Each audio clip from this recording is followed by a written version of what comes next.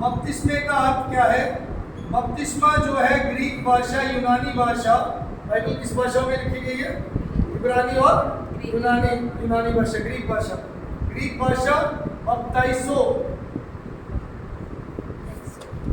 बपताइसो शब्द से आया। बपताइसो का मतलब है अंग्रेजी में टू इमर्स, डुबोना, डूबना। क्या हो?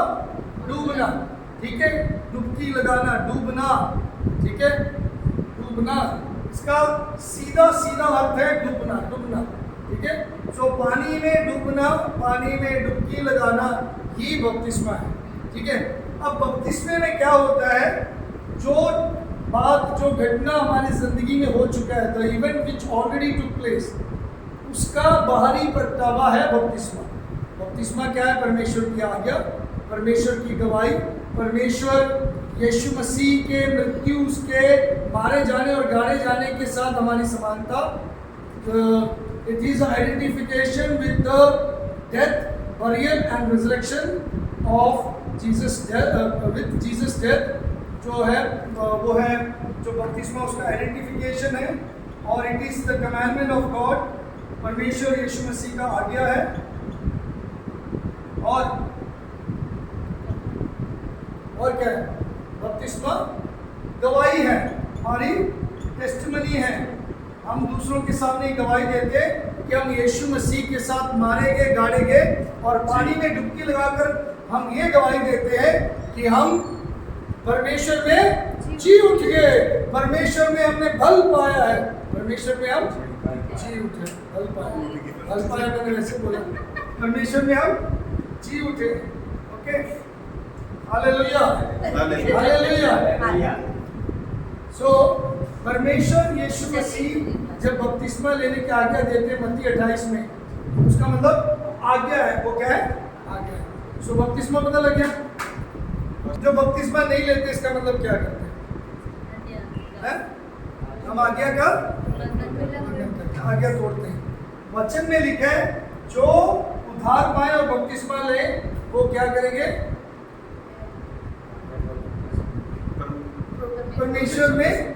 परमेश्वर ने उनको उद्धार पक्का बोला है। मत्ती 11 में बताया उद्धार पाना और विश्वास करना और बपतिस्मा लेने से बचाए जाएंगे, ठीक है।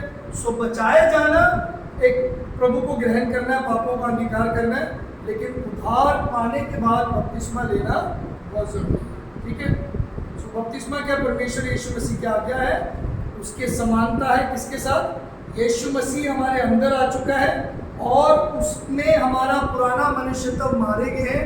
क्रूस पर हमने यीशु मसीह में क्या है? अपने आप को मार दिया है, पुराना मनुष्य तब। और हम जब यीशु मसीह में मारे जाते हैं तो पानी में जब जाते हैं हम गाड़े जाते हैं और फिर नए जीवन में हम with new life we come out of the water, पानी से आते हैं। बपतिस्मा कौन दे सकता है? कौन दे सकता है? विश्वासी। पिछले बार हमने एक खास बात सीखा था जब यीशु मसीह के बपतिस्मा के बारे में सीखा था। क्या सीखा? जो जिसने परमेश्वर को ग्रहण कर लिया, जो जिसने बपतिस्मा ले लिया, जिसने परमेश्वर को मान लिया, वो बपतिस्मा दे सकता है। जब यीशु मसीह ने बपतिस्मा लिया तो तब कौन था? वो क्या कर रहा था? प्रचार कर रहा था। सो प्रचारक, ठीक है, प्रचारक बपतिस्मा, जिसने आपको प्रचार किया, जो प्रचार करता है प्रचारक बपतिस्मा दे सकते। It's a little meaning. फिलिप्पुस ने खोजे के अधिकारी को बपतिस्मा दिया। पौलुस को किसने बपतिस्मा दिया? गमलीएल के पास जब वो गया, उसने वचन सीखा, वहां पे पौलुस ने बपतिस्मा पाया। इस बात को हम सीखते हैं। पतरस ने किसको बपतिस्मा दिया? कॉर्नेलियस को बपतिस्मा दिया, ठीक है। जेलर को पौलुस ने बपतिस्मा दिया, जो प्रेरितों के काम 16 अध्याय में जेलर और उसके पूरे घराने को पौलुस ने बपतिस्मा दिया। सो चेलों ने बपतिस्मा लिया, इस बात का प्रमाण बहुत सारी आयतें नहीं है, लेकिन चेलों ने लिया इसलिए क्योंकि चेले प्रभु यीशु मसीह की आज्ञा मानते थे, ठीक है। मैं बपतिस्मे में डीप नहीं जा रहा हूँ, लेकिन आपको बपतिस्मा लेना है, ठीक है। ये परमेश्वर की आज्ञा है।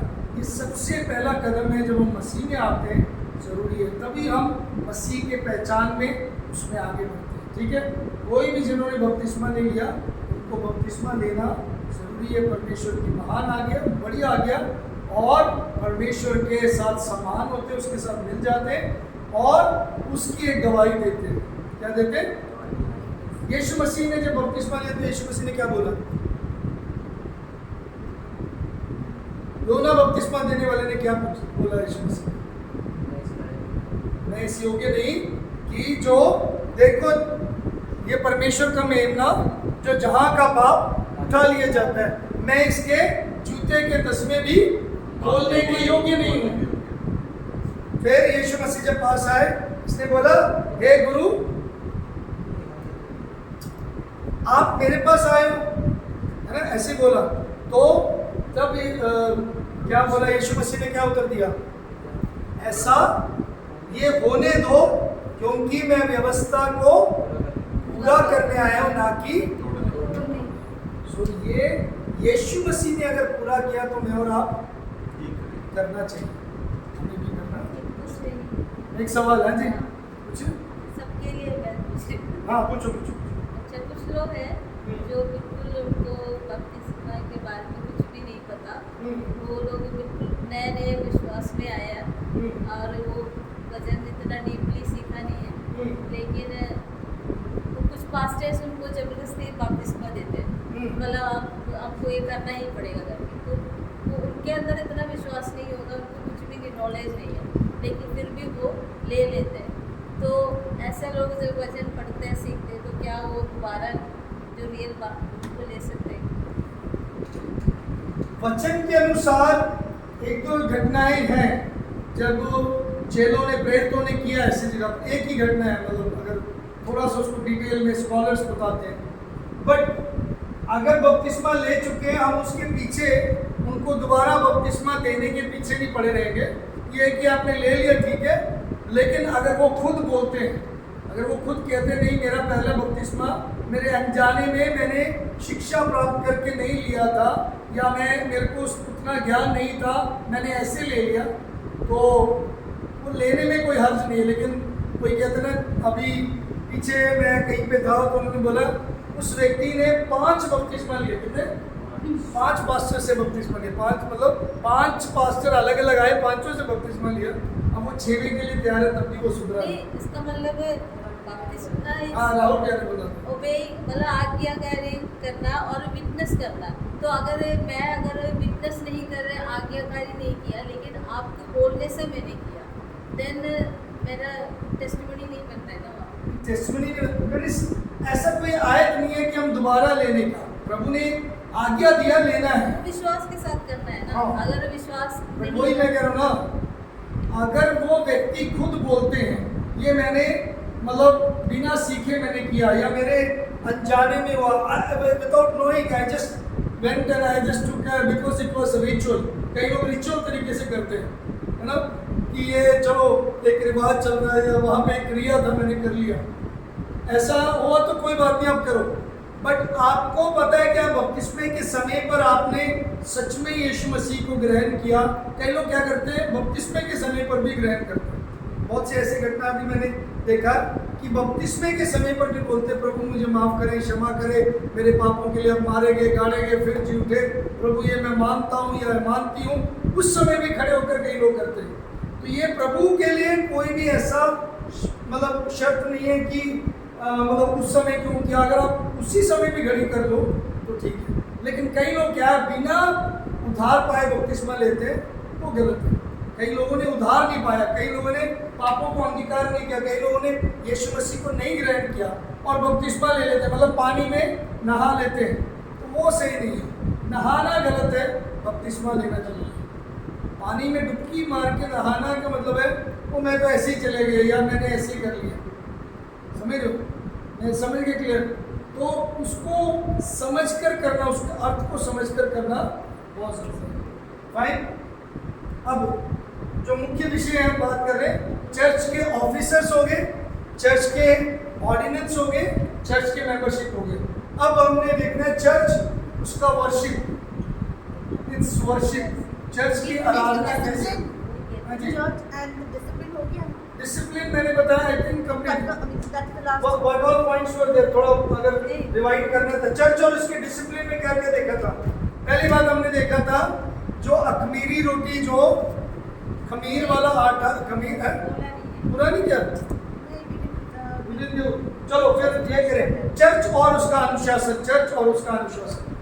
Church and it's discipline. Church and it's discipline. Church and its discipline.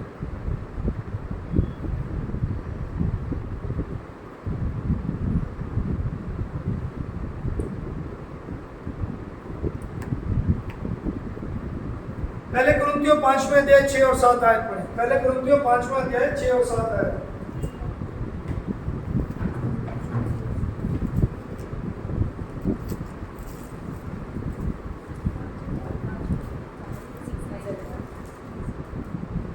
तुम्हारा घमंड करना अच्छा नहीं. क्या तुम नहीं जानते कि थोड़ा सा खमीर पूरे भुने हुए आटे को खमीर कर देता है. पुराना खमीर निकाल कर अपने आप को शुद्ध करो कि नया भुना हुआ आटा बन जाओ ताकि तुम अखमीरी हो, क्योंकि हमारा भी फंसे जो मसीह है बलिदान हुआ है. क्या है? क्या निकालने के लिए बोला? पुराना घमंड निकाले. लेकिन क्या नहीं मतलब क्यों निकालना है? पूरा पढ़ने में थोड़ा ध्यान लगा के पढ़ो. शुद्ध हो जाए. क्या लिखा सारा वहाँ पे? पहले कुरिन्थियों 5 में. सारा तो पिछले क्लास में भी आई थी है ना. हाँ. तो क्या क्या हमने क्या सीखा था? आपको नहीं चाहिए है? वहाँ और हिंदी के बाइबल थे ना. नहीं है इंग्लिश है. मेरे उधर सॉरी पुलपिट के अंदर भी तो है एक बाइबल. चेयर पे रखी हो हिंदी होगी. वो नए वाले. जल्दी जल्दी बोलो ना क्या पढ़ रहे. मतलब we have very less time. बहुत कम समय. आज इतनी गर्मी क्यों है? चल रहा है इसे. वो लेट चला रहा है इसलिए लाइट चल लाइट. सारा बोलो 5वें अध्याय 6 और 7 आयत में क्या लिखा है? तुम्हारा घमंड करना अच्छा नहीं. क्या तुम नहीं जानते कि थोड़ा सा खमीर पूरे भुने हुए आटे को खमीर कर देता है. पुराना खमीर निकाल कर अपने आप को शुद्ध करो कि नया भुना हुआ आटा बन जाओ ताकि तुम अखमीरी हो, क्योंकि तुम्हारा भी फंसा जो मसीह है बलिदान हुआ है. ओके. इसका मतलब क्या? ये दोनों आयतों में क्या करना चाहिए?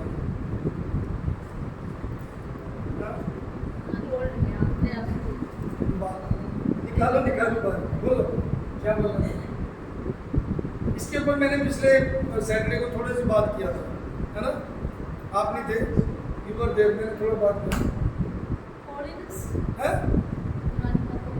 पुराने इसका मतलब है. हाँ नहीं बताओ. वहाँ पे किस्सा बताया ना. क्या किस्सा बताया? दृष्टांत क्या है? गूंदा हुआ आटा है. आटे में क्या डाला? खमीर.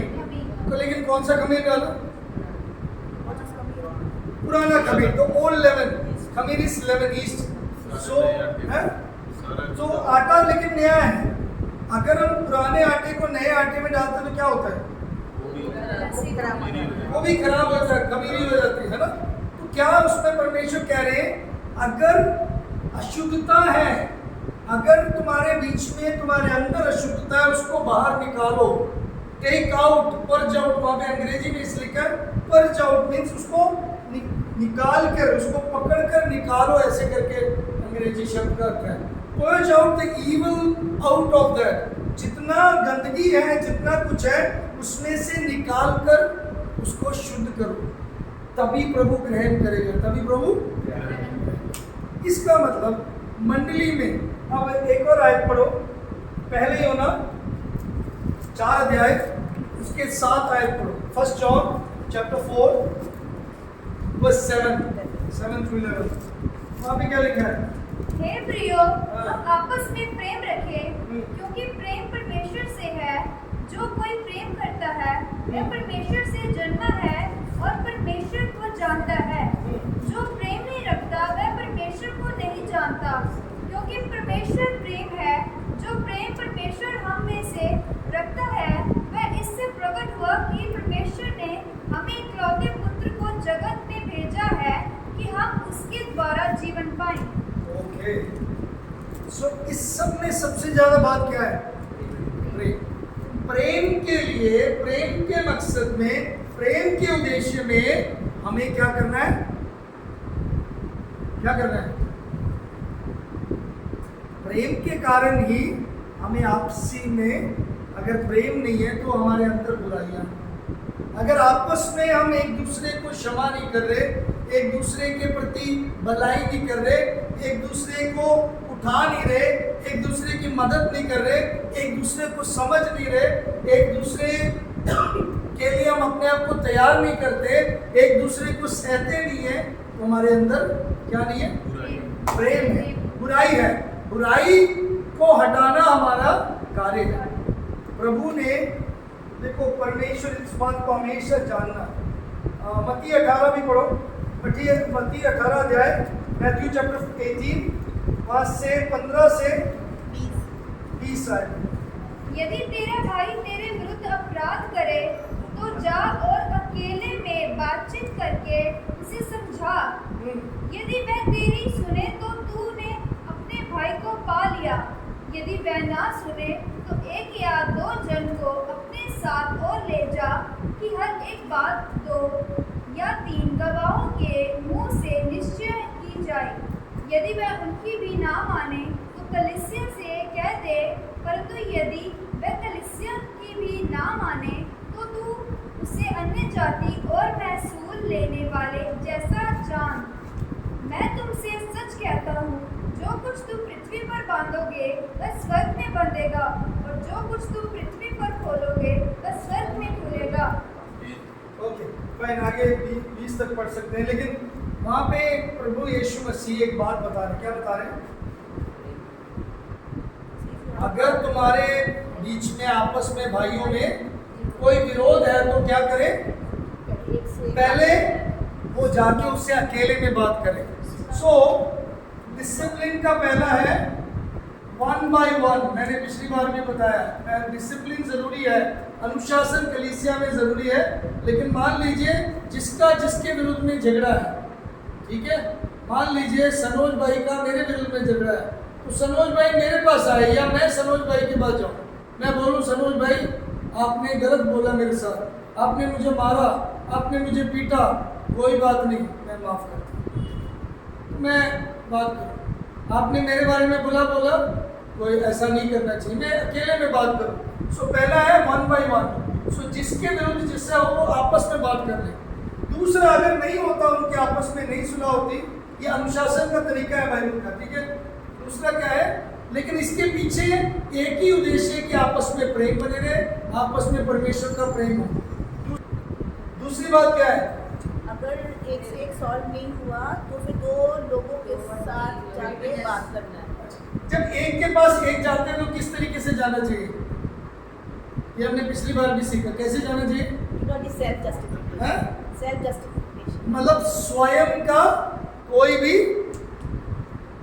क्या नहीं करना चाहिए, अपने आप को पक्षपात करके नहीं, अरे नहीं मैं ठीक हूँ, मैं ठीक हूँ, मैं ठीक हूँ, नहीं, वहाँ झुकना है, हम्बल होना है, नम्र बनना है, दीन बनना है, ठीक है, क्या बनना है?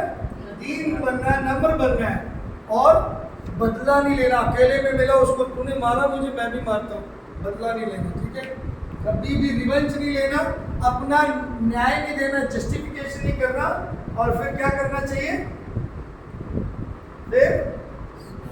उस भाई को प्यार से उसको जीत लेना, ठीक है, भाई को प्यार से जीत लेना। अगर उसने गलत किया, अगर उस बहन ने गलत किया, हमें देखो प्रभु यीशु मसीह यहाँ पे जो बात बताया ना वचन में, कि आप किसी के ऊपर क्या ना करें, दोष, ये यहाँ पे आता है। हम अभी कई लोग ना, मान लीजिए पादरी लोग सिखाने के लिए चर्च में बताते हैं कि गलत शिक्षे में मत जाओ, तो कई लोग उल्टा बोलते हैं, आपने उसके ऊपर दोष लगाया, आपके ऊपर भी दोष लगाया। अरे भैया, प्रभु ने बोला परखो, प्रभु ने बोला देखो सही आत्मा क्या है, हम वो सिखा रहे हैं। लेकिन दोष ना लगाना इसका मतलब ये है कि आपस में आप एक प्रति इतना उसके ऊपर दोष मत लगाओ कि आप उसी को हर चीज कंडम करो। ठीक है, तो ये डिसिप्लिन क्या है, आपने उसको दोष लगाने नहीं जाना, उसको जीतने जाना। You are not going to condemn that person, क्योंकि प्रभु परमेश्वर क्या चाहते हैं, क्या चाहते हैं?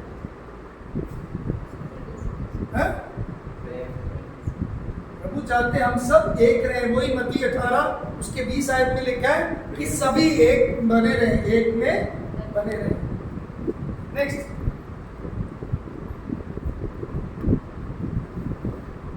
सेकंड क्या, 16 आयत में क्या, यदि वो ना सुने तो क्या करें? दूसरा तरीका, 2 या 3 गवाह को लेके जाए। अगर ना सुने 2 या 3 जनों को, गवाह को साथ लेके जाए, मतलब उसको समझाने के लिए, भाई बहन तुमने गलत किया। लेकिन 2-3 जने जा रहे हैं, वापस चर्च में आ जाओ, आप ये बात छोड़ दो, आप ये आदत छोड़ दो, ये काम करना छोड़ दो, ये गलत काम है, ये तरीका नहीं है, परिवार में ऐसा नहीं होना चाहिए, आप सुधर जाओ। ये बाइबल का तरीका है। डिसिप्लिन क्या है? बाइबल में एक बात याद रखना, हम कभी भी पुलिस के पास जाने के लिए नहीं लिखा, ठीक है?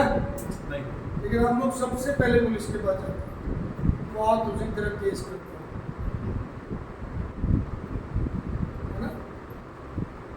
सबसे ज़्यादा पहले हम पुलिस के पास जाते हैं, या पुलिस के पास भी नहीं जाते, हम पहले अपनी पहचान ढूंढते हैं, गुंडे लेके जाते हैं अपने साथ, और जो चलो चले, है ना? 4-5 लोगों को लेके जाते इकट्ठे होकर, फिर हम कोशिश करते उसके ऊपर कानूनी कार्रवाई करें। लेकिन ये कलीसियाई विषय में, मतलब I am talking about believers, कलीसियाई विषय में, और विश्वासियों को हमेशा यही करना चाहिए। क्या करना चाहिए? एक के साथ, और फिर 2 गवाह में, और तीसरा क्या है, अगर फिर भी वो ना माने क्या करना चाहिए? कलीसिया ने उसको बुलाकर उसको, बहुत सारे लोग कलीसिया में क्या करते, एकदम से किसी को ठोकर देते। कई पास्टरों को मुझे पता है, अगर किसी को गलत पकड़ा के, अगर गलत मतलब नशे कर रहे हैं, गलत काम कर रहे हैं, एकदम से उसको इतना उसके ऊपर इल्ज़ाम लगाते, उसको बाहर फटाक मारते हैं। उस व्यक्ति का या उस जन के जिंदगी की उस बात को नहीं देखते कि क्या कारण है या कैसे उसको जीतने की कोशिश करना। इसलिए हम कोशिश हमेशा ये करना चाहिए, अनुशासन में, पासवान या कलीसिया, हमेशा हमें सबको ये सीखना चाहिए। हमने क्या करना है? अनुशासन में क्या करना है? हमने हमेशा अनुशासन में जीतना चाहिए दूसरे को, मतलब कलीसिया से कोई टूट के ना जाए, जो कलीसिया में वो बने रहे, एक में रहे। तो इसलिए हाँ जी, कुछ पूछना सवाल है?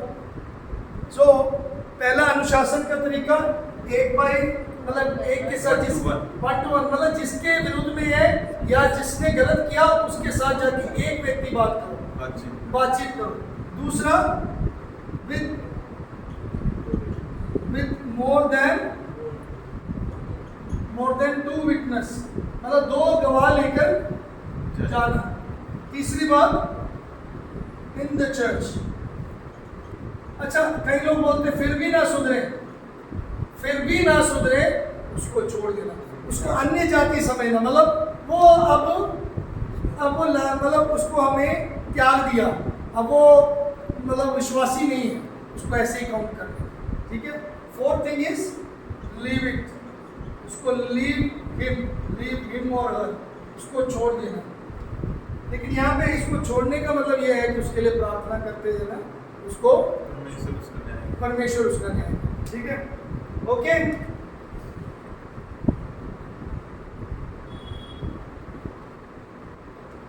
इसके लिए एक आयत भी पढ़ो, पहले कुरिन्थियों 5:1-13 और दूसरे कुरिन्थियों 2:3-11।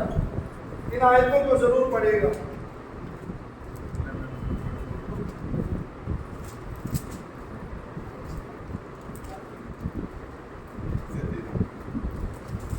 भजन सुनने में आता है कि तुम में व्यभिचार होता है, हाँ, वरन ऐसा व्यभिचार जो अन्य जातियों में भी नहीं होता कि एक मनुष्य अपने पिता की पत्नी को रखता है। और तुम शोक तो नहीं करते जिससे ऐसा काम करने वाला तुम्हारे बीच में से निकाला जाता, परंतु घमंड करते हो। मैं तो शरीर के भाव से दूर था, परंतु आत्मा के भाव से तुम्हारे साथ होकर मानो उपस्थिति की दशा में ऐसे काम करने वाले के विषय में यह आज्ञा दे चुका हूँ कि जब तुम और मेरी आत्मा हमारे प्रभु यीशु की सामर्थ्य के साथ इकट्ठे हों, तो ऐसा मनुष्य हमारे प्रभु यीशु के नाम से शरीर के विनाश के लिए शैतान को सौंपा जाए, ताकि उसकी आत्मा प्रभु यीशु के दिन में उद्धार पाए। तुम्हारा घमंड करना अच्छा नहीं। क्या तुम नहीं जानते कि थोड़ा सा खमीर पूरे गूंदे हुए आटे को खमीर कर देता है? पुराना खमीर निकाल कर अपने आप को शुद्ध करो कि नया गूंदा हुआ आटा बन जाओ, ताकि तुम अखमीरी हो। क्योंकि हमारा भी फसह जो मसीह है बलिदान हुआ है, इसलिए आओ हम उत्सव में आनंद मनावें, न तो पुराने खमीर से और ना बुराई और दुष्टता के खमीर से, परंतु सिधाई और सच्चाई की अखमीरी रोटी से। मैंने अपनी पत्री में तुम्हें लिखा है कि व्यभिचारियों की संगति न करना। यह नहीं कि तुम बिल्कुल इस जगत के व्यभिचारियों या लोभियों या अंधेर करने वालों या मूर्ति पूजकों की संगति ना करो, क्योंकि इस दशा में तो तुम्हें जगत में से निकल जाना ही पड़ता। पर मेरा कहना यह है कि यदि कोई भाई कहलाकर व्यभिचारी या लोभी या मूर्ति पूजक या गाली देने वाला या पियक्कड़ या अंधेर करने वाला हो, तो उसकी संगति मत करना, वरन ऐसे मनुष्य के साथ खाना भी न खाना। क्योंकि मुझे बाहर वालों का न्याय करने से क्या काम? क्या तुम भीतर वालों का न्याय नहीं करते? परंतु बाहर वालों का न्याय परमेश्वर करता है, इसलिए उस कुकर्मी को अपने बीच में से निकाल दो। ओके, इसका अर्थ क्या है? सारे बात का अर्थ क्या है कि जो व्यक्ति नहीं सुधर रहा, जो व्यक्ति नहीं मतलब अपने जीवन में चेंजेस लेके आ रहा, वो व्यभिचार में बार बार है, तो परमेश्वर क्या बोल रहे हैं? क्या बोल रहे हैं? कि उसको निकाल दो, उसको छोड़ दो, उसको इस कार्य में नहीं कि वो अब संगति में रहे। क्योंकि अगर हम संगति में उसके साथ संगति करते हैं, परमेश्वर मना करता है ऐसे लोगों के साथ संगति करने। ठीक है, उनके साथ उनसे प्रेम करना है, लेकिन जो बार बार उस पाप में पड़े हैं, तो परमेश्वर की सजा के लिए वो जो जानबूझकर बार बार पाप करते हैं, वो प्रभु के प्रकोप उस सजा से कभी नहीं बचेंगे। शायद एकदम से उनके ऊपर डंडा नहीं पड़ रहा, शायद एकदम से वो भस्म नहीं हो रहे, एकदम से वो कोड़ नहीं आ रहा, लेकिन उनका बहुत बुरा हाल होगा। जो पाप में निरंतर बने रहते हैं, जो जानते हैं कि ये पाप है, गलत है, व्यभिचार है, फिर भी वो करते रहते हैं। किसी पारिवारिक जिंदगी में किसी और के पति, किसी और का पत्नी, फिर भी उसके पीछे पड़े रहना। किसी को अभी तक पति पत्नी नहीं बनाया, लेकिन उसके साथ संबंध बनाए रखना, ये सब व्यभिचार नहीं गिना जाता। और प्रभु में आने के बाद फिर रिपीट करते हो। प्रभु में आए, आपने माफ़ी पाया, आपने तौबा कर लिया, ठीक है, लेकिन आप फिर बार बार रिपीट करते रहोगे, आप उस सजा के समझ रहे हो? तो इसीलिए प्रभु क्या बोलता है? इन लोगों को छोड़ दो, अलग कर दो। ठीक है, सो हमें खमीरी जो है, खमीर जो है वो निकालना है, जो बुराई जो है वो निकालना है। बल्कि अच्छा है अखमीरी रोटी, खमीर के बिना भी रोटी सही है, वो सही है, लेकिन खमीर अगर अंदर रहे तो वो बुराई जो है, वो जो ईस्ट है वो खराब करता है और वो उसको मतलब बुरा बना देता है पूरे संगठन। ठीक है, तो यहाँ पे अनुशासन का पोर्शन खत्म होता है। ये आज भी बाद में पढ़ लेंगे। ठीक है, नेक्स्ट बात है, डन, 15 मिनट है। अभी अगला क्लास है कि चर्च, उसका आराधना और उसका काम क्या है। चर्च का काम क्या है? उससे पहले चर्च क्या मुख्य चर्च में हम सोचते हैं, चर्च में हम क्या करने आते हैं? क्या करने आते हैं? वर्शिप करने, परमेश्वर को महिमा देने। वर्शिप घर में नहीं कर सकते कर सकते हैं वर्शिप, यही आगे मैंने बोलना था। हैं? वर्शिप घर में कर सकते हैं? हाँ जी, जॉब पे भी कर सकते हैं, हैं? खाते पीते भी कर घर सकते पे अकेले नहीं, जहां भी हो आप आराधना कर सकते हो। पौलुस जेल में था, आराधना किया। पौलुस उसमें बंदरगाह में था, उसने आराधना किया। वो शिप में था, जहाज में था, समुद्री जहाज में, उसमें भी उसने प्रभु की महिमा की, प्रभु का प्रचार किया। आराधना के लिए कोई स्थान मुख्य नहीं है, लेकिन चर्च की आराधना के बारे में हमें पढ़ना बहुत जरूरी है। आराधना क्या है? आराधना का मतलब क्या है? जल्दी बताएं, कोई आराधना का मतलब क्या है? प्रभु की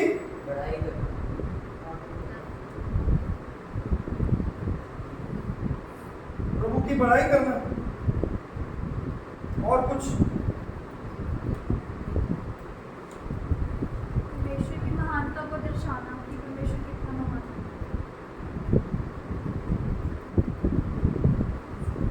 परमेश्वर की महानता को दर्शाना। और आराधना का अंग्रेजी शब्द वर्शिप का अर्थ है, ये दो शब्दों से बना हुआ है। It is made of two words, worship, worship,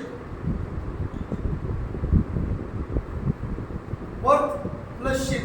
दो शब्द अंग्रेजी के, वर्क प्लस शिप, ये से बना हुआ है। इसका मतलब किसी के योग्यता, वर्थ मतलब वो किस योग्य है, किस वर्थ, वर्थ मतलब वर्दीनेस, उसकी योग्यता, उसकी महानता। तो उसके योग्यता,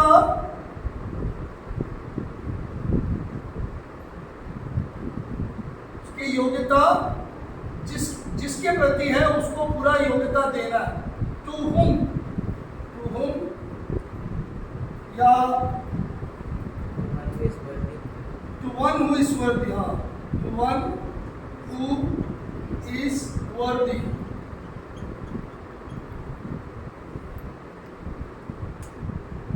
वर्शिप उसके एसेंस में, उसके तत्व में, आराधना उसके तत्व में ये अर्थ है कि परमेश्वर, वो जो परमेश्वर जो है उसको आदर देना। परमेश्वर जो है उसको आदर देना। अब आदर कैसे देते हैं? आदर कैसे देते हैं? परमेश्वर जैसे है उसको आदर कैसे देना? अपने आप को नम्र करके झुका के उसके सामने हमेशा झुके रहो, जब भी आप झुके चलते रहे, इसलिए ऐसे देना आदर। दीन करना, दीन करना, लेकिन दीन किस कैसे करना? Humbleness in what way? How to be humble? हमारी भक्ति में, in our devotion to him, in our actions, हमारे कामों में, हमारे कार्य में हमें उसके प्रति क्या होना चाहिए? वो है रेफरेंस के साथ, उसको बोलते हैं आराधना। उसको बोलते हैं आराधना। यूहन्ना रचित सुसमाचार 4 अध्याय, John chapter 4 verse 21 to 24 we will read। यूहन्ना रचित सुसमाचार 4 अध्याय 21 से 24 पढ़ेंगे। सारा आप खड़े होके पढ़ना।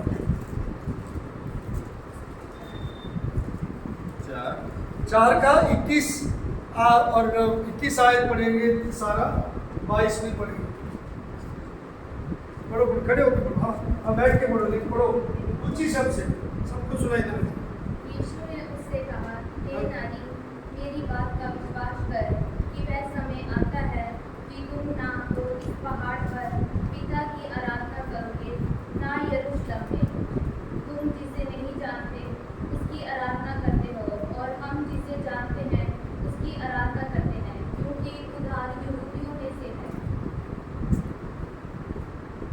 बस आगे 21 पढ़ा हमने, 22, हाँ 22 भी पढ़ लिया, 23 पढ़े। 23 भी पढ़।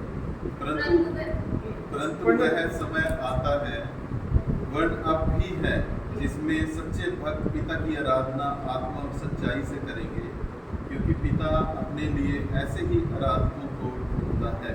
ओके, आप 24 आयत पढ़ना।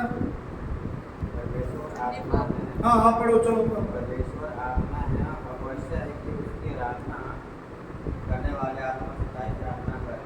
आमीन। परमेश्वर आत्मा है, अवश्य है उसकी आराधना करने वाले आत्मा और सच्चाई से आराधना करें। आराधना लिखा ना वहां पे। सो जो वर्शिप शब्द है अंग्रेजी में, वो यूनानी भाषा में प्रोस्क्यूनियो करके शब्द से आया। किस शब्द से? प्रोस्क्यूनियो करके शब्द से आया, जो यूनानी में है, जिसका मतलब है हाथ चूमना, to kiss the hand with reverence. किसी का हाथ चूमना लेकिन आदर के साथ।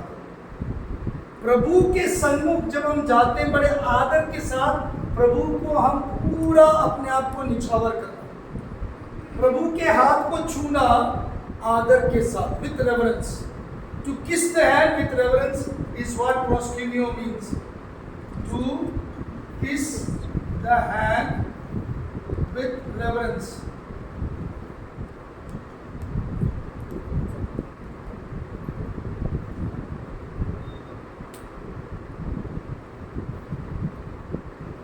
आप किसी के पास जाते हो, खासतौर पर कई लोग जो डेरों में जा चुके हैं या कई जगह जाते हैं, मतलब कईयों को पता है, अगर कोई संत के पास जा रहे हैं या कोई गुरु महात्मा के पास जा रहे हैं, हम उसके हाथ चूमने की कोशिश करते हैं और इतना आदर भक्ति दिखाते हैं, क्यों? हमें लगता है कि प्रभु उसमें है, हमें लगता है कि उसी से हमें सब कुछ मिल जाएगा। और ये आज भी कई जगह पर मनुष्य के साथ हो रहा है। वाकई में वो जो है तरीका, वो जो अर्थ है, वो आराधना का अर्थ है। वो जो कर रहे हैं वो मनुष्य को दे रहे हैं, वही है, लेकिन वो किसको दे रहे हैं? एक मनुष्य को, जो आम व्यक्ति है उसी को दे रहे हैं, जो योग्य नहीं है। लेकिन हम जो योग्य है उसको क्या करना चाहिए? उसको वर्शिप देना चाहिए, उसको आराधना करना चाहिए। कैसे आराधना करना चाहिए? आत्मा सच्चाई से। लेकिन उसका जो हमने अभी अर्थ सीखा, बड़े ही नम्रता में उसके सामने उसको अपना पूरा, मतलब उसको, उसके हाथ को किस करना या चूमने का मतलब है उसको मैंने पूरा आदर दिया, लेकिन मैं उसमें अपने आप में लीन हो गया, मैं उसमें अपने आप में झुक गया हूँ, मैंने अपने आप को दे दिया। To express respect and devotion to make supplication, कि मैंने अपने आप को दे दिया, मैं पूरी तरीके से निछावर करता हूँ और मैं अपनी विनती रखता हूँ, अपनी विनती। सो आराधना जो है, चर्च की आराधना क्या होना चाहिए? प्रार्थना में अपने आप को देना, प्रार्थना में अपने आप को देना। That's what last Sunday also we learned. Worship is giving ourselves. Prayer in worship क्या है? प्रार्थना में वर्शिप करना। तो जब हम प्रार्थना में जाते हैं तो हम क्या करते हैं? प्रभु को मान देते हैं कि वो पर्याप्त है, वो सक्षम है, वो योग्य है, वो सामर्थी है, और उसके दावे को मानकर हम क्या करते हैं? मैं अयोग्य हूँ, मैं लायक नहीं हूँ, मैं आपके पास आया हूँ। You understand? When we go to God, we say, God, you are all sufficient, you are all powerful, you are worthy, I am insufficient, I am weak, I am a sinner. Lord have mercy. प्रभु मुझ पर दया करें। ये है आराधना। आराधना क्या है? प्रभु के सामने जाना और अपने अयोग्यता को मानना, स्वीकार करना और उसकी योग्यता को उसको सौंपना। ये है आराधना। क्या है आराधना? प्रभु की योग्यता को, giving God his, accepting his sufficiency, his greatness and acknowledging our weakness and our lackness. समझ गए? प्रभु परमेश्वर को उसकी महिमा देना और अपने अयोग्यता को, कि वो योग्य है, मैं अयोग्य हूं,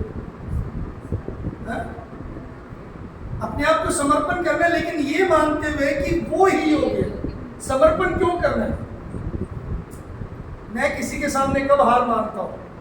जब वो बंदा मेरे से बड़ा है, जब उस बंदे के सामने मुझे झुकना पड़ेगा, कि वो बंदा मेरे ऊपर हावी हो रहा है तो मुझे उसके सामने झुकना पड़ेगा, है ना। तुम्हारे सामने पिस्तौल लेके खड़ा है, तुम कहोगे अरे भैया मुझे मरना नहीं है, मैंने हाथ खड़े कर दिए, तो वो कह रहा है बस मुझे छोड़ दे, लेकिन मैं अपने आप को झुकाता हूँ। That means what? Surrender ourselves मतलब मैंने आपके योग्यता पर, your mightiness, your sufficiency, your greatness, I have surrendered my self. मैं मान गया हूँ, ठीक है, मैं उसको मानता हूँ, समझ गए? Recognizing him as the all-sufficient one and ourselves as truly insufficient and inadequate. ये है simple one line sentence. Recognizing him, उसको ये मानना कि वह सर्व सक्षम है, सर्व जो आज उस योग्य है, हम उस योग्य जो आपने हमें दिया है, दिया नहीं, जो आप हैं आप योग्य हैं बस, आप योग्य हैं और हम अयोग्य हैं, ठीक है।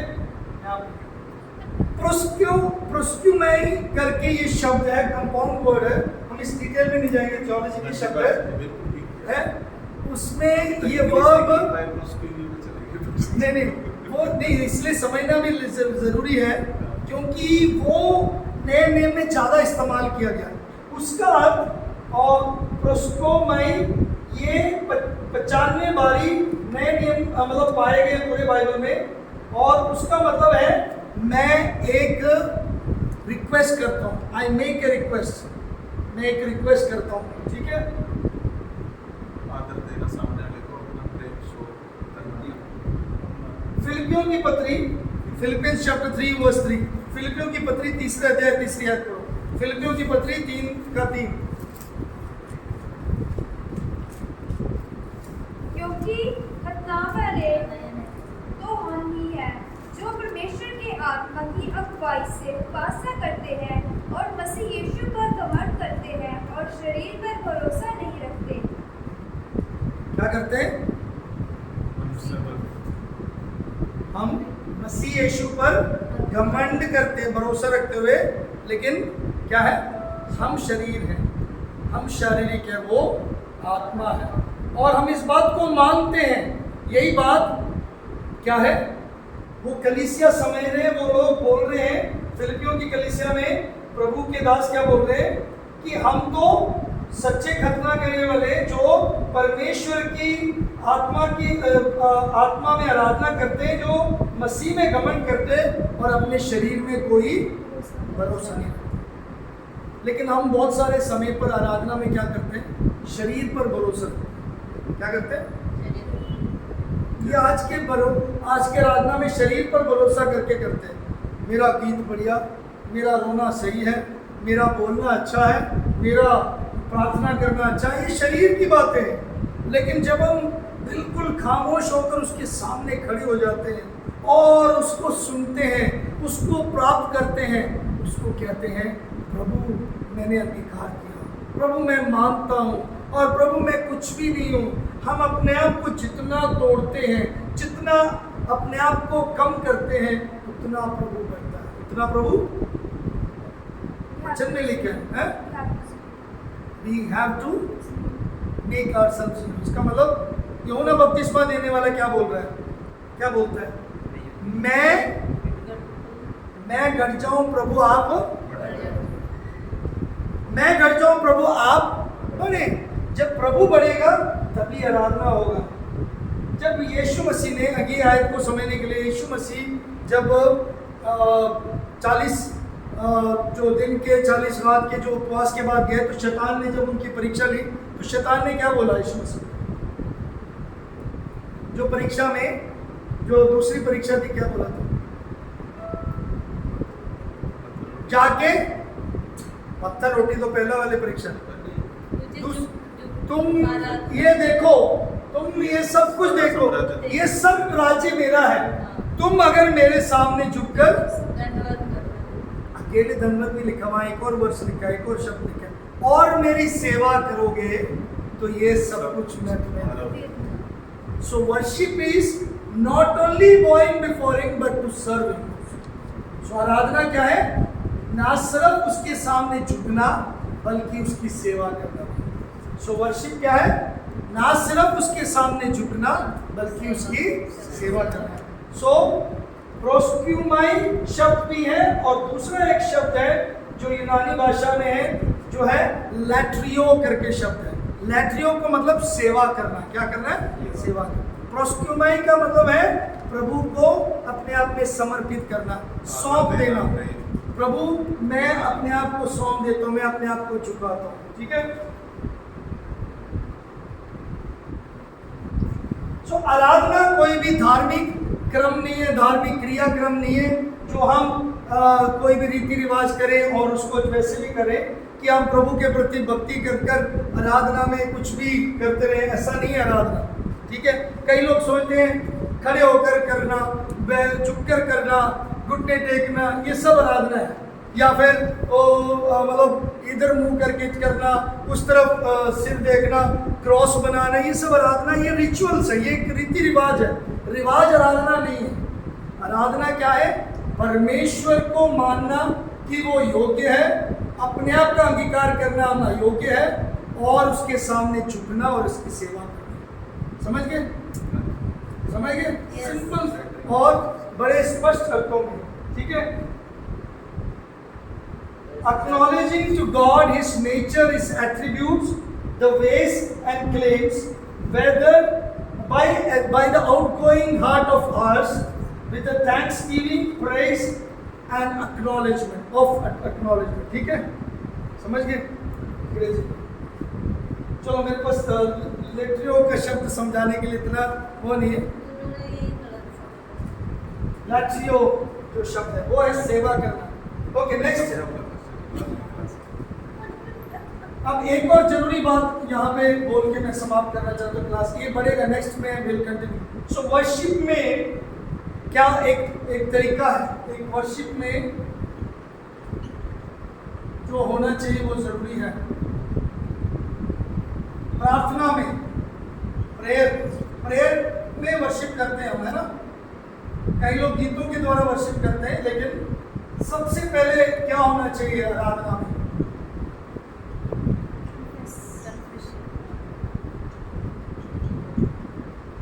क्या होना चाहिए? पापों का अधिकार होना चाहिए। पापों का अधिकार होना चाहिए। देन स्तुति, बड़ाई, इसके लिए आयते हैं, लिख लेना।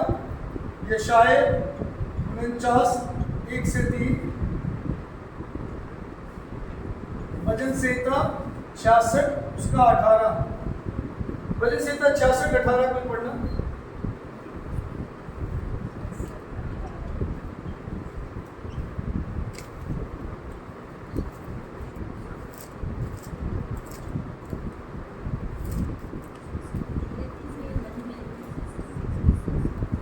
यदि मैं मन में अनर्थ की बात सोचता तो प्रभु मेरी न सुनता। ओके, पाप रखकर हम प्रभु की आराधना नहीं कर सकते। पाप रखकर हम प्रभु के सन्मुख प्रार्थना में नहीं जा सकते। वो हमारी नहीं सुनेगा, वो हमारे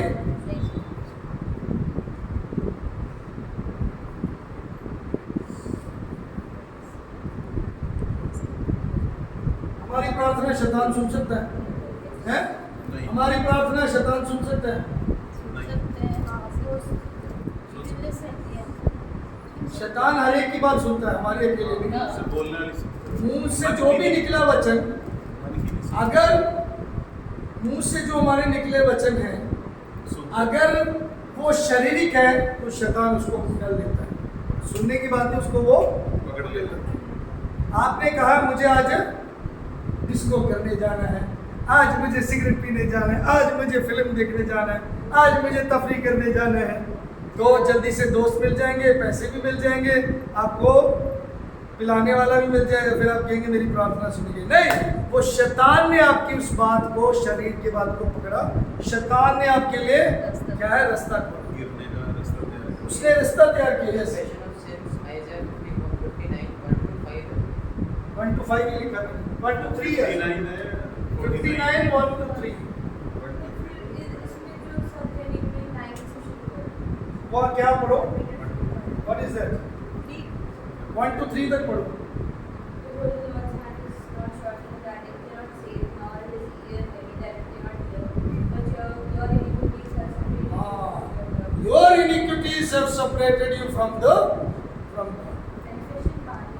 Yes, but what Isaiah is prophesying that because of your iniquities, because of your sins, God has been away, like God's work has been, you are not seeing, you are not able to see.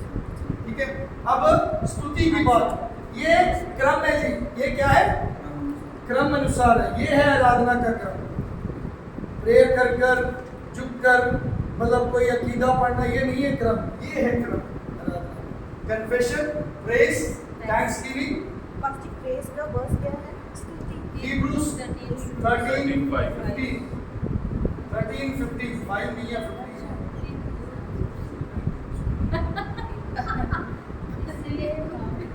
क्या हुआ? Writing in last 13, 5. 13:15. 50 not 5 मैंने 50 तो पढ़ो 15 कौन सा? इसलिए हम उसके द्वारा स्तुति रूपी बलिदान अर्थात उन होठों का फल जो उसके नाम का अंगीकार करते हैं परमेश्वर को सर्वदा चढ़ाया करें. सर्वदा चढ़ाया कब कब चढ़ाना है? हमेशा सर्वदा. ठीक है? स्तुति हमेशा देना है. स्तुति रूपी क्या है? हमारे होठों का क्या है? बलिदान है. ठीक है? होठों से निकलना चाहिए. हम हमेशा होठों से क्या करते हैं? शिकायत, कमियां,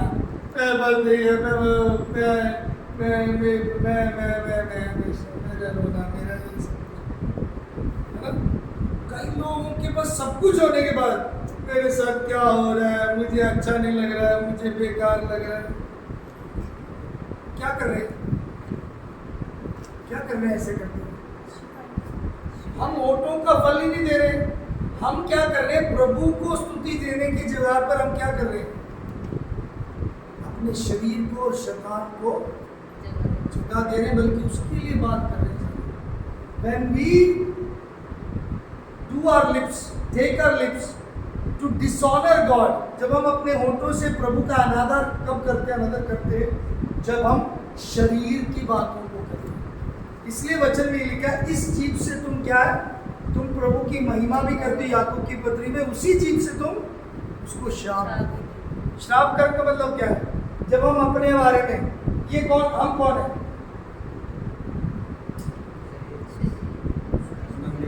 हम कौन है? परमेश्वर का मंदिर. परमेश्वर के मंदिर है. परमेश्वर के जन है. मैं और आप परमेश्वर के जन है. परमेश्वर हमारे अंदर, परमेश्वर की आत्मा हमारे अंदर वास करता है. गॉड स्पिरिट इनडवेल्स इन अस, वो हमारे अंदर वास करता है. हम अपने होठों से अपनी निंदा करेंगे, अपने बारे में बुरा भला बोलेंगे, तो हम किसको बुरा भला बोलेंगे? परमेश्वर के मंदिर को. हाय मैं मर गई, हाय मेरे पास कुछ नहीं, हाय मेरा क्या होगा, मेरे साथ क्या होगा, मैं क्या कर पाऊंगी, मैं क्या कर पाऊंगा, ये होगा कि नहीं. ये सब हम अपने लिए कर रहे हैं. किसके लिए कर रहे हैं? तो ये क्या कर रहे हैं? परमेश्वर का अनादर. हम होठों का फल नहीं दे रहे उसको. हम क्या कर रहे हैं? परमेश्वर का अनादर. जब भी ऐसा मुंह खोलते हैं, जब भी हम ऐसा मुंह खोलते हैं, हम क्या करते हैं? We dishonor God. We dishonor. Next. हाँ बस ये कंप्लीट कर दो, बस खत्म कर. थैंक्स गिविंग क्या है? थैंक्स गिविंग क्या है? धन्यवाद देना. जल्दी धन्यवाद देना. कैसे धन्यवाद देना? हर बात में, हर चीज में धन्यवाद देना. प्रभु ने बोला जो धन्यवादी हृदय है वो प्रभु के नजदीक है.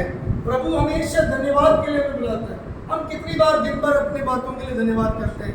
प्रभु मेरे शरीर के लिए धन्यवाद, प्रभु आपने मुझे हाथ दिया, प्रभु आपने मुझे आंखें दी, प्रभु आपने मुझे कान दिए. कितने लोग हैं किसी के पास कान नहीं है, किसी के पास आंखें नहीं है. प्रभु आपने मुझे सुंदर आंखें दी, प्रभु आपने मुझे अच्छा शरीर दिया, मुझे स्वस्थ रखा. आप यहाँ पे खड़े हो जाओ, देखोगे ऐसे ऐसे लोग हैं जिनकी शारीरिक तकलीफ है। इससे पूछो सारा से, ये हॉस्पिटल में काम करते हैं, कितने भयानक बीमारियों से लोग आते हैं ना, तो तुम उनको देखकर क्या बोलते हो? प्रभु धन्यवाद, मुझे आपने अच्छा बताया, आपकी दया, ऐसे बोलते हो। ऑलवेज हमेशा थैंकफुल रहना, हमेशा क्या करना है? प्रभु के प्रति थैंकफुल रहना। और एफएससी 5 में लिखा हमेशा धन्यवाद करते रहना। अगला है मध्यस्थ करना। क्या करना है? मध्यस्थ करना। ये सारा पैटर्न बाइबल का पैटर्न है, बाइबल का तरीका है, ठीक है, बाइबल का तरीका है। एक्स, इस शब्द को याद रखना। क्या रखना? एक्स, ACTS, क्या है? ACTS, x. एक्स का मतलब क्या है? ए से अडोरेशन, सी से कन्फेशन, टी से थैंक्सगिविंग और एस से सप्लिकेशन। मतलब प्रभु को पहले मान आदर सम्मान देना है, अपने अंगीकार करना पापों का, फिर धन्यवाद करना है, फिर अपनी विनती रखना है। हम पहले ही मुंह खोलते हैं, प्रभु मुझे ब्लेस करना, प्रभु मुझे आशीष देना, प्रभु मुझे रोटी देना, प्रभु मुझे ये सब देना है।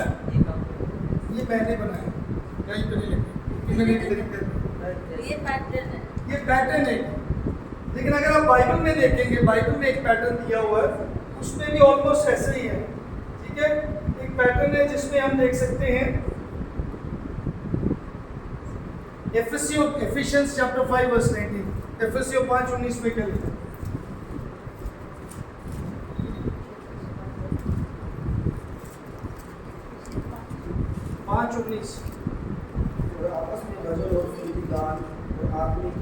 आपस में क्या करना है?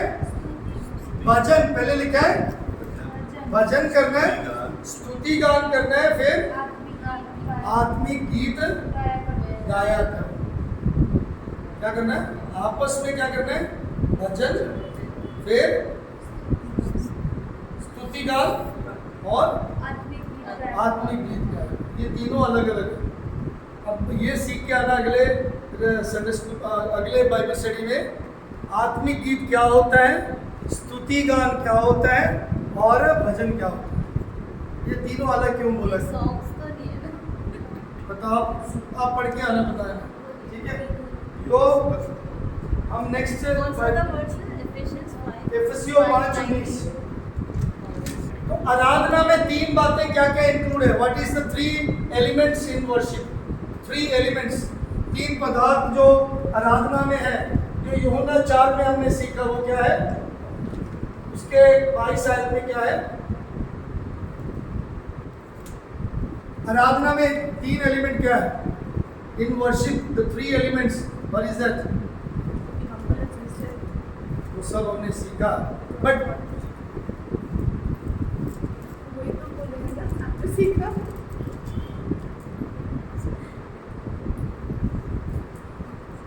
आप उसको पढ़े, यूहन्ना 4:22 एक द्वारा पढ़े बस।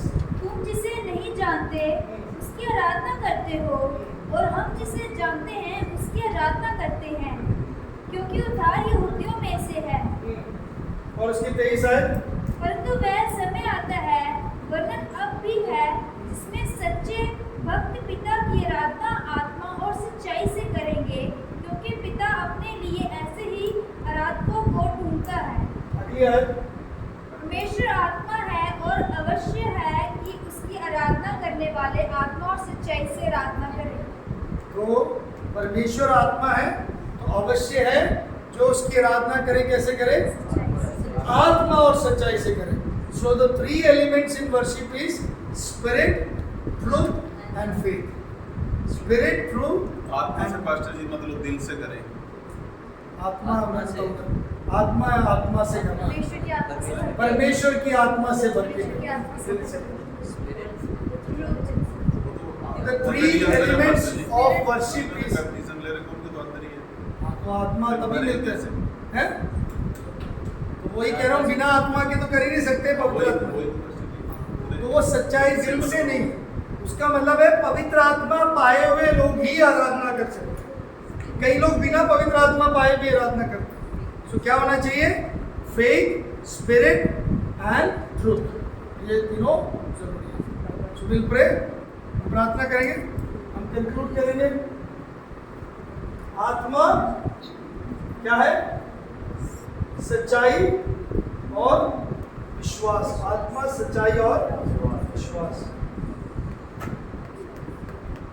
तो आराधना में कभी भी कोई कपट नहीं है, कोई भी कपट नहीं है। 4th और 5th पॉइंट पर नेक्स्ट क्लास में करो। इंटरसेशन एंड पिटिशन यार, ये नेक्स्ट क्लास में और भी बातें हैं कि आराधना में क्या क्या रुकावटें हैं, कैसे हम आराधना में हैं, ये सब कुछ जरूरी है। ठीक है, इसके साथ हम सीखेंगे क्योंकि ये सब प्रार्थना के साथ जुड़े हैं। तो this is known as the prayer pattern and same time the prayer in worship pattern. प्रार्थना में आराधना, तो आराधना के जो है एक पैटर्न है ये, लेकिन आराधना के एलिमेंट में क्या है? आत्मा और सच्चाई, लेकिन वो कैसे? विश्वास के साथ। ठीक है।